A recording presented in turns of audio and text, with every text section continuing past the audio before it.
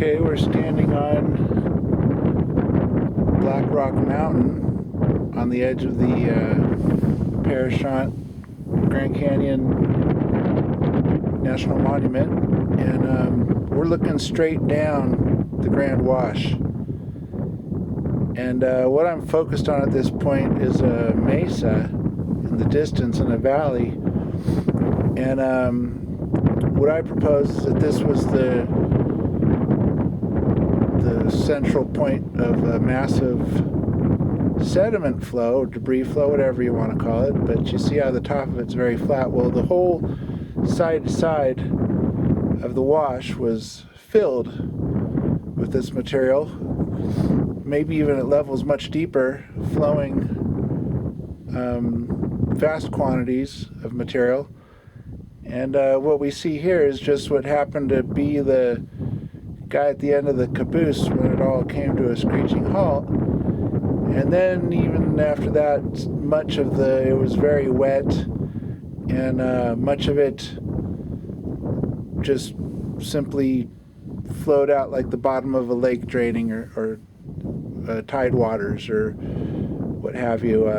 So if you look at this on satellite, you'll see it's a very much a drainage type of look to it. You can't see it from here, but you can see that the whole terrain of the land is gently sloping to the south. We're at about 7,300 feet here, and it's a rather large bowl. And this mountain here was the what I would call the null point. There was a flow flowing from the east, and apparently it backed up against the Virgin Mountains and stacked up right here, and flowed to the south and also to the north, the Virgin River Gorge. But in the middle, where it stacked up and it filled in this whole valley. This all was filled completely. You can see how it's collapsed.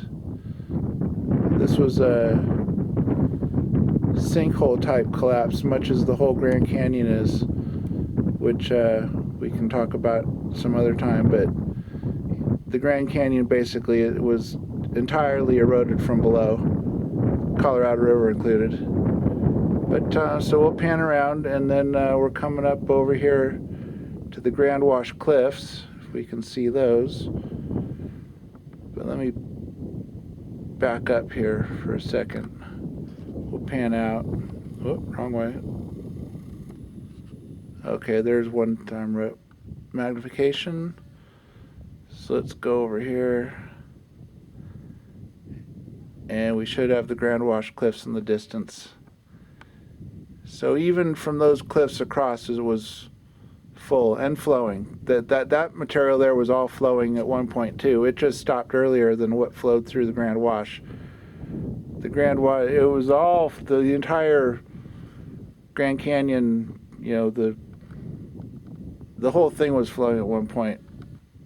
And the last part of the flow was what flowed through the Grand Wash, and then the last little bit we see here is what finally was the last stopping.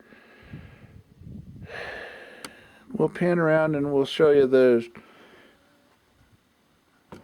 other evidence we have for this being a null point.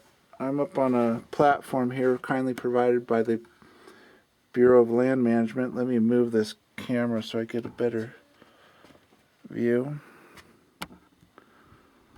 Sorry for the bumpiness. And off in the distance, now I happen to be standing on the highest of these platforms, these tall mesas. I don't know what the names are, if they have a name. I didn't look at a map yet, but there's, I believe, 4 of them, and as you go from east to west, they're progressively larger and higher in elevation. It's a tapered look, so the flow split. It was a split flow, with the northern portion going towards St. George and flowing over the Virgin River Gorge, then cutting down the Virgin Mountains over there, and the southern flow going down the Grand Wash. And what more can I say? That's pretty much it. From a satellite view again, you will see, just get on Google Earth, take a look, and you'll see how these platforms, they taper, small in the east, larger to the west, and even these in between, the soft, wet material that wasn't solid enough to stay just slumped away, just went down the Grand Wash or towards the Virgin River Gorge, one way or the other. But some of it stayed, and this was about the elevation of the entire flow, I would imagine. So imagine this whole area flowing debris and material and sediment from horizon to horizon, basically. And this is what we've got left. The rest of it all just, as I slumped away, what's a good word for that? Just, it was very viscous and just went downhill. And the stuff that managed to keep a little firmness got left behind. And how much time we got here? 3.5 minutes. Let's see what we can focus in on. Unfortunately, it's a bit of a cloudy day. The visibility's not so great. But the should be able to see the hurricane cliffs in the distance. We'll just pan along and hopefully we're picking up that stuff off in the distance. And it's nice though, we got some ice crystals falling from the clouds. That adds a little scenic touch. It's May 13th. It's kind of cool. A little weather in the area, so.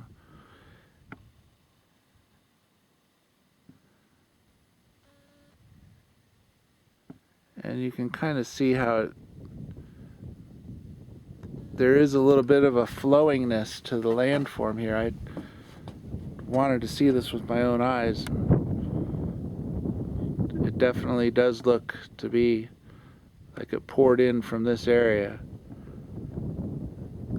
And the angle of that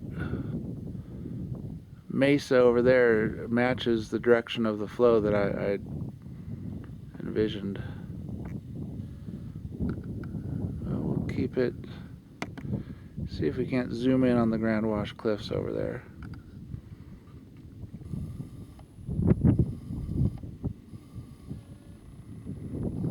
In the low foreground, that's the beginnings of them. Up in the middle to the upper left, you can start to see the real cliffs in the background. Oh, a little too much. Oh, that's about as much as I can zoom in and still keep perspective on it all. And from the upper cliff in the upper left-hand side of the screen down to the bottom of the wash is about 3,000 feet. So, you know, we're talking elevation changes on par almost with the Grand Canyon itself. And off in the distance at the end of the wash is the Colorado River. This is its terminus. Well, the terminus of the Grand Canyon, not the river. And unfortunately, visibility wasn't better. It was clear earlier, and then the clouds came in, kind of muddied it up. But what do you want? Well, you know, I'll pan around. We'll go over to the north at St. George here. Let's do that. Oh, only got 27 seconds left. Let's try to do this quickly.